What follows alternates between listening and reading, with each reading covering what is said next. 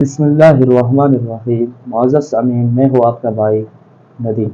امید ہے کہ آپ خیر و عافیت کے ساتھ ہوں گے۔ آج کی ہماری ٹاپک ہے کہ 5 جگہوں میں خاموشی رہ کر اپنی عزت بڑھائیں۔ معزز سامعین، ہم میں سے دنیا میں سے ہر شخص کوئی کم بولتا ہے، کوئی زیادہ، کوئی خاموشی کو زیادہ پسند کرتا ہے، کوئی زیادہ بولنے کو اچھا سمجھتا ہے، اور کوئی شخص ایسا ہوتا ہے کہ وہ زیادہ بولتا ہے مگر اس زیادہ بولنے کی وجہ سے کبھی وہ پریشان ہو جاتا ہے اور اس عادت سے اپنے آپ کو دور رکھنے کی کوشش کرتا ہے، اور اس کے ذہن میں خیال رکھتا ہے کہ میں اس عادت سے کیسے اپنے آپ کو دور کروں۔ کبھی کبھار اس زیادہ بولنے کی عادت کی وجہ سے اس کو ایک مجلس میں شرمندگی اٹھانی ہوتی ہے، لوگ اس کے پیٹھ پیچھے برائیاں بیان کرتے ہیں۔ کبھی کبھار وہ مجلس میں ایسے رائے پیش کرتا ہے کہ سامنے والے کو بالکل پسند نہیں ہوتا، اور سامنے والے شخص اس سے رائے لیتا بھی نہیں، مگر وہ اپنی مرضی سے وہ رائے دے دیتا۔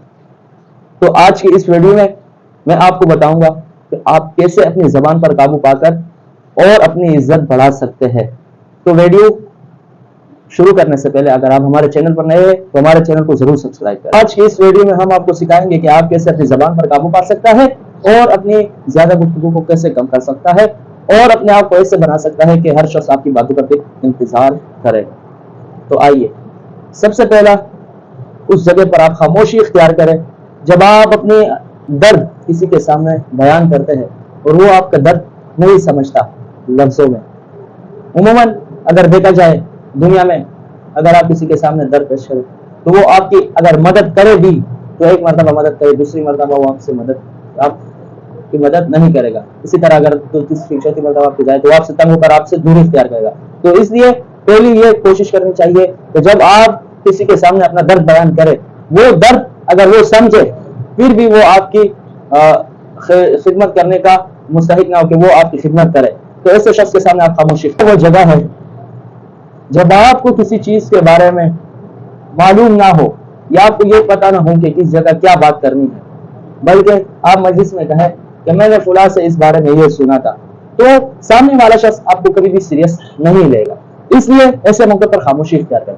خدا نخواستہ اگر آپ اس طرح کرو گے تو کبھی کبھار آپ کو صحیح علم ہونے کے باوجود بھی سامنے والا شخص آپ کو سیریس نہیں لے گا اور آپ کی باتوں پر کبھی بھی یقین نہیں کرے گا۔ اس لیے تو شروع میں آپ کی یہ عادت ہے کہ آپ اس کی اپنی بات میں کہتے ہیں کہ میں نے اس کے بارے میں سنا تھا، میں نے اس کے بارے میں کچھ لوگوں سے سنا تھا اور کچھ بولا تھا۔ اس طرح جب کمزور باتوں کرو گے تو سامنے والا کو کبھی بھی سیریس نہیں۔ نمبر 3، تیسرا موقع وہ جگہ جب آپ کے پاس کوئی شخص آئے، وہ کسی تیسرے شخص کی غیبت کرنے لگے اور آپ کے کان میں آئے اس کی غیبت کرنا شروع کر دیں، تو آپ اس وقت بالکل خاموشی اختیار کرنی چاہیے۔ اس لیے اگر آپ اس کے ساتھ اپنی بات ملاؤ گے تو تیسرا شخص کی غیبت میں آپ بھی اس کے ساتھ شریک ہو جاؤ گے، گویا آپ بھی اسی طرح ہو جاؤ گے جیسے وہ پہلا شخص جو اس کی غیبت کر رہا ہے۔ اس لیے اس شخص کی ساتھ آپ غیبت میں مبتلا نہ ہو بلکہ آپ خاموشی اختیار کریں۔ اللہ نہ کرے اگر وہ تیسرے شخص کو اس کے بارے میں پتہ چلا تو اس کے دل میں آپ کے لیے کیا عزت ہے۔ چھوٹا موقع وہ جگہ جب آپ کے اوپر کوئی دوسرا شخص چلائے اور غصہ کرنے لگے تو اس وقت آپ بھی خاموشی اختیار کریں، جس کی وجہ سے اس کی غصہ اور نفرت میں آپ کمی کر سکتا ہے۔ لیکن یہ اس وقت ہے جب سامنے والا شخص آپ کا دوست یا آپ کا بھائی ہو۔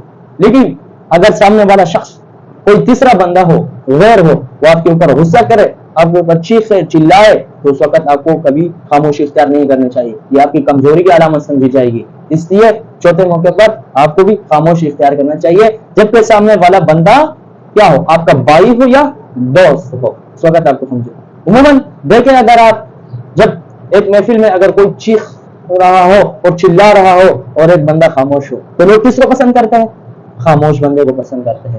اس لیے ایسے موقع پر بھی آپ خاموشی اختیار کریں، انشاءاللہ آپ کی عزت بڑھ جائے۔ پانچواں موقع وہ یہ ہے کہ جب کوئی شخص آپ کے سامنے اپنے درد کا، اپنے غم کا یا اپنے گھر وغیرہ کی حالت کا اظہار کرے تو اس وقت آپ خاموشی اختیار کریں۔ ہو سکتا ہے کہ وہ شخص اپنی درد آپ کے سامنے بیان کر رہا ہو، اپنی درد کا اظہار آپ کے سامنے کر رہا ہو، لیکن بہت سارے لوگوں کو میں نے دیکھا ہے کہ جب اس کے سامنے ایسے لوگ آ جاتے ہیں تو درمیان میں وہ ان کو مشورے دینے لگ دیتا ہے کہ فلاں کام ایسے کرو، فلاں ایسے کرو. ہو سکتا ہے کہ وہ آپ سے مدد نہ طلب کرے، بلکہ آپ نے اس کے درمیان میں مشورے دی. کبھی کبھار ایسے بھی ہوتے ہیں کہ ہم سامنے والے کو قصوروار ٹھہرا دیتے ہیں کہ یہ سب آپ کی قصور ہے، اگر آپ ایسے نہ ہوتے تو یہ آج اس طرح نہ ہوتا. تو ایسے موقع پر بھی خاموشی اختیار کرے تاکہ سامنے والے کا غم میں اضافہ نہ ہو، اور آپ اس کی بات کو توجہ کے ساتھ سنیں اور اس کی بات کو سمجھیں.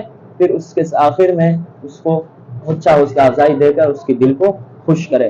درمیان میں آپ خاموشی اختیار کریں تو اس وقت بھی آپ کی عزت بڑھ جائے گی.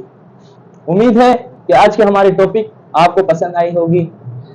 اللہ آپ کو خیر و عافیت کے ساتھ رکھے، صحت و سلامتی کے ساتھ رہے. ملتے ہیں اگلی ویڈیو میں.